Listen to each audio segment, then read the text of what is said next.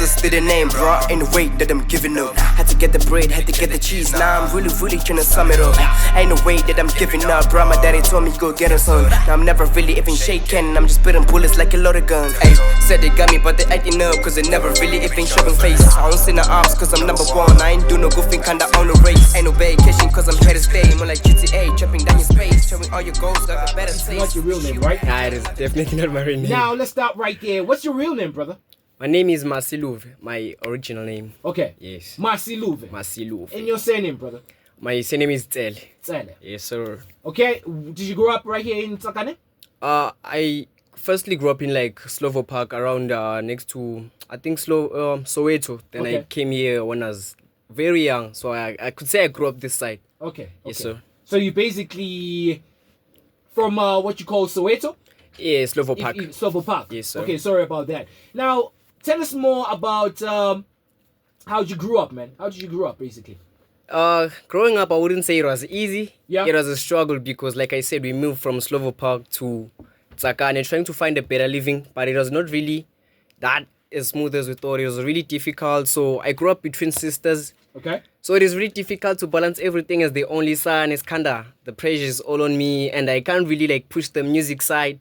Because my father has this thing which I have to take over the family, I have to look over the family. Okay. And he's from a generation where people don't really believe in music, so I'm still trying to convince him to believe. I understand that. I'm trying to convince him. So as much as he doesn't understand, I believe as time goes, he will fall in the line because it's a way of me telling my story. It is a way of me reaching out to new people. Like I said, it wasn't easy growing up. We used to struggle a lot, and we're still going through that process, but I trust and know God is going to pull through for me. I love the fact that you're trying to bring your struggles to the music because we need to hear more stories, you know. I think that's what's missing in the current era of hip-hop. Or should I say the culture, or should the element rap, right? Yes, now, tell me about, where did you school, basically? Primary, I went to Funukanya. Then for high school, I went to J.E. Malipi Secondary. Okay, yes, without any doubt. Now, did you ever thought like you'd be an artist one day? I never thought I'd be an artist actually because I grew up being the shy kid. I was the nerd actually. I know shy kids actually when they grow up they become something else. Especially, yes, you know, it's unbelievable that most shy kids they take the job where they have to face the people. And that is true. That's true. Yes. I don't know. You'll be like, I'm shy, but you have to face the people. Yeah, at the end I came to a decision that I have to face it because it's what I want to do. And I was like very introverted, so I can't really stand people that much, but I try to grow out of there so I can actually expand and grow the brand too. Thank you. So now, how did you get into music basically? I started off as writing poetry. So like I said, I was really shy. So I used to write poems, but I was afraid to come out of it. Then when I was like in grade 9, there was a friend of mine who produced, shout out 21 Beats. So he gave me a few beats. I tried to write lyrics. Then I went on to record. I actually remember that day vividly because I skipped school to record that song. So you dodged school basically? Yeah, I'm not promoting that, but it was something I wanted to try out. So after that day, I've been just flowing. So I started 2019. Yes, sir. Okay, you mean like recording you started 2019? Yeah, I started in 2019. So how did you actually got into music? What actually influenced you to get into music? I think growing up, I grew around like a family that I loves music a lot, but it was not hip hop that actually inspired me to do music because I listened to a lot of jazz, Maskandi, everything. My father was tapped into all of that. So I was inspired by the elements actually. I wanted to play instruments first, then I wanted to mix it with poetry, which came together and came about like doing rap. Okay. Now tell us more about your people who actually influenced you to start poetry. I wouldn't say I know like many poets. It was just a thing of like I saw the great poets in the textbook at school, so I thought it was interesting. I didn't understand it at the time. What I was doing I was just like writing rhymes, putting together words. So I wouldn't say I was tapped in that much into people who did poetry. I just liked it from school. Then I just let me try it on my own. Okay. So what did you love about poetry that got you, writing rhymes? it was a thing of, I was, like I said, I was a shy person, so I couldn't really express myself. I couldn't really talk to people about how I felt, and I really faced bullying at school. I don't think my parents knew that. Okay. So I found my peace in poetry. I actually wrote things like that when I'm having challenges. Yeah. And I could say I was born with an old mind, because from a young age, I could realize when things were not okay at home. Sometimes there's no food, so I'd like write it out and put it into simple words, into simple lyrics, so I can just vent out. Okay. Now, you said you were facing a bully in school. Yes. You know, I was one of the guys that I was also facing like bullies in school. Oh, I bullied him. I mean, the reason why they used to bully me because of my weight. I was kind of fat. Yeah. So every time I was in the you know, like I used to get bullied by my weight. Yes, there was also this character. I remember, if I remember correctly, there was this character called Fat Albert. Yeah. That was a cartoon character. Yes. And they used to call me that. Yeah, when I Fat Albert. Yeah. So I used to get bullies for my weight. You know, they used to bully me a lot for my weight. You know, these words. Body shaming. You know, those shaming words. Yeah. But I got used to it. But sometimes I had to stand up for bullies. Yeah. You know, and definitely. I love the fact that you had a way of expressing that most definitely.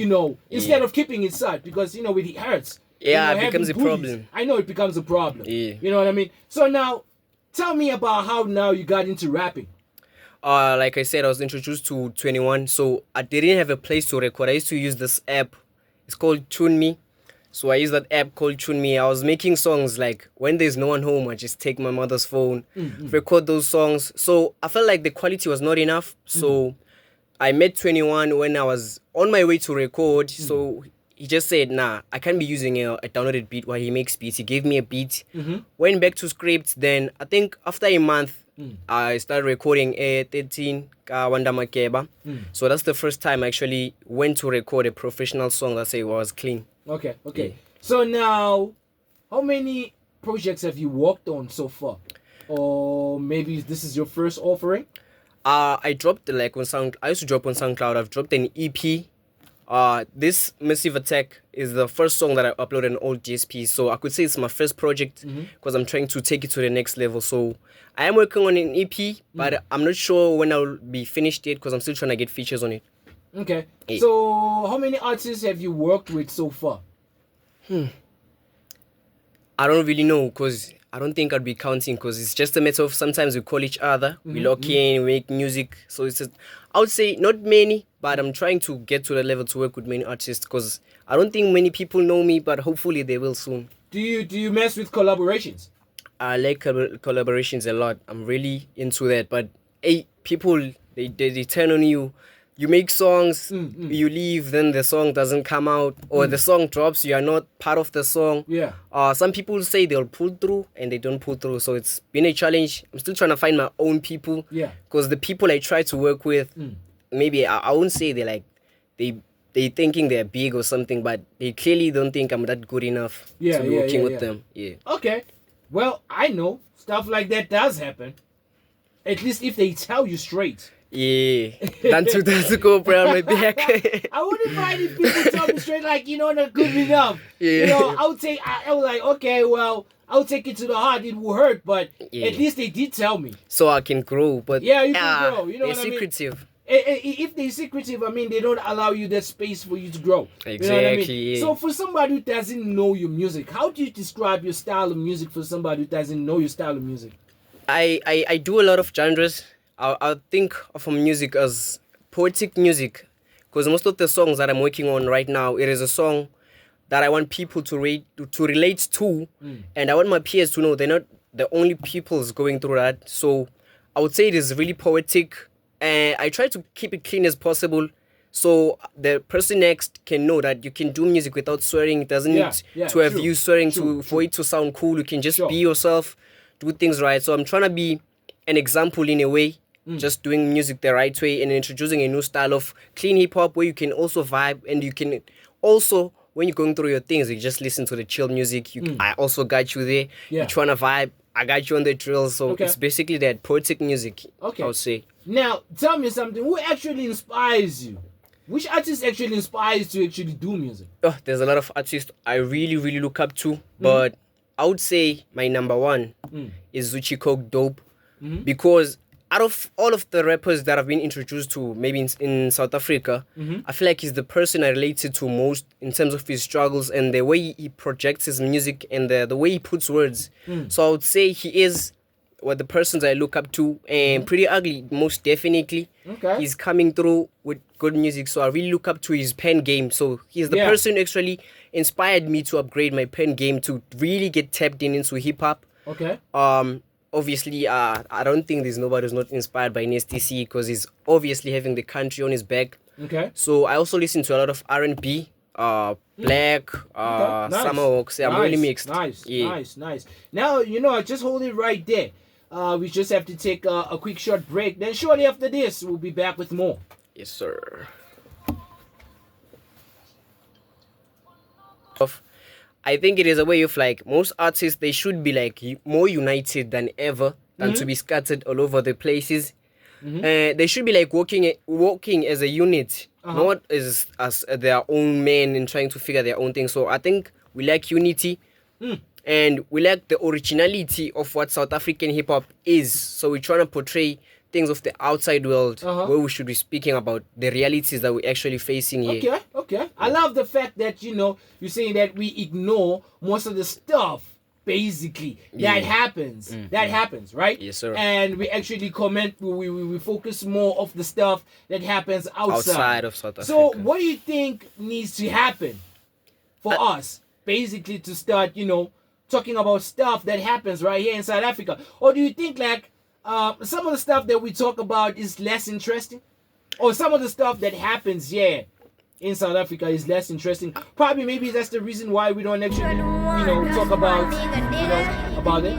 I don't think it's like less interesting, because every country and every place has its own struggle. So like in the US, they portray what's going on that side. Okay. So in South Africa, you have to be portraying what is going on here. Yeah. So even the people outside know what is going on in South Africa, because we know it's not all sugar, it's not all sugar coated, it's not all sweet. So for sure. music, the way it started, I should believe that it was a way of expressing yourself and just telling a story. So we have to tell what's going on, than to just focus on vibes and having fun, because you can have fun, but at the end of the day, when reality strikes, you won't be listening to that high trap. You need to actually know there's something to comfort you. Yes, sir. Okay, now I love that. Now tell me something. As an artist, where do you see yourself in 5 years' time? 5 years' time? Yeah. I think I have to be part of the top 3. Top 3. Top 10 is a long list in SA. When you say top 3 where? East Rand or in the music industry? In Africa, I have to be in Africa, because like I said, I want to represent the stories that happen in Africa. You have to be the best in your own continent, in your own country, to me, the best outside there. So in 5 years, I'm positive actually that I'll be part of the top 3 best-selling artists. And to me, I wouldn't say it's obviously I need the money, but it's not all about the money. I need people to know that they have someone to speak for them. They have someone having their back. So I want to be the greatest storyteller. Let me just put it that way. I want to be the greatest storyteller. Okay. Tell us about Massive Attack. Hey, Massive Attack was a song. Quick back that one. I think I wrote it like in a few minutes. I was really bored actually. So it just came about, like I said, Twitter usually gives me beats, but I had it for a while, but I didn't know what to do with it. So I thought, now 2024, I have to attack by all means. So the Massive Attack name actually comes from, obviously, me being massive, but I wanted to be a massive attack, a big attack. So that's how it came about, like, I should attack this year, I should put everything, I should invest into the song. So it was a song of trying to motivate people that they should attack. We shouldn't be relaxing. Time is moving. If you know you have money, don't relax. You have to move, because money can end. There's always an end to something. Okay. So Massive Attack is just a song to say, let's get up, let's grind, let's push, let's attack. This is a year of attacking. Okay. Yes, sir. Massive Attack right there by Massive. Yes, sir. QUiCK, right? Massive volume, produced by 21. No doubt. Yes, sir. That's Massive. It's a kind.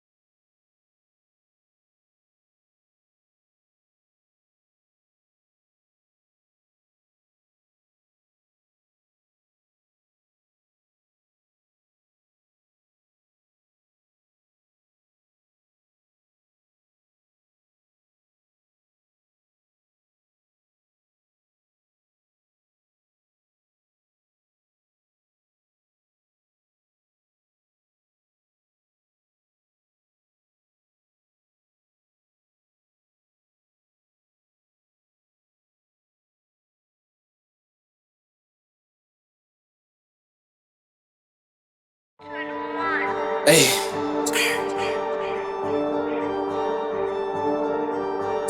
I would say God, he's an actor. There's a lot of faith, it's the factors.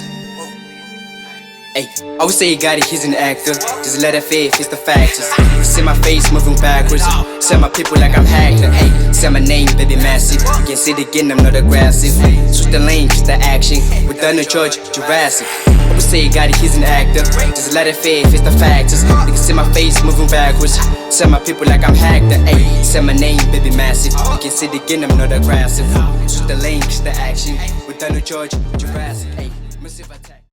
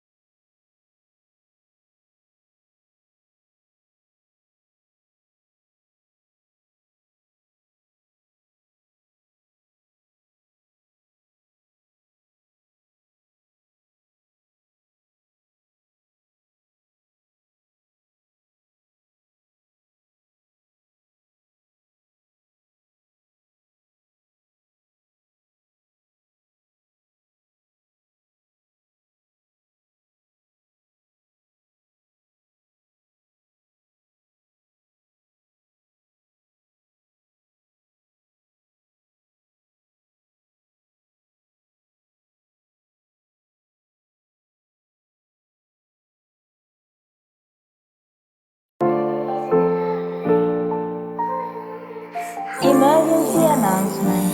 C-section has landed.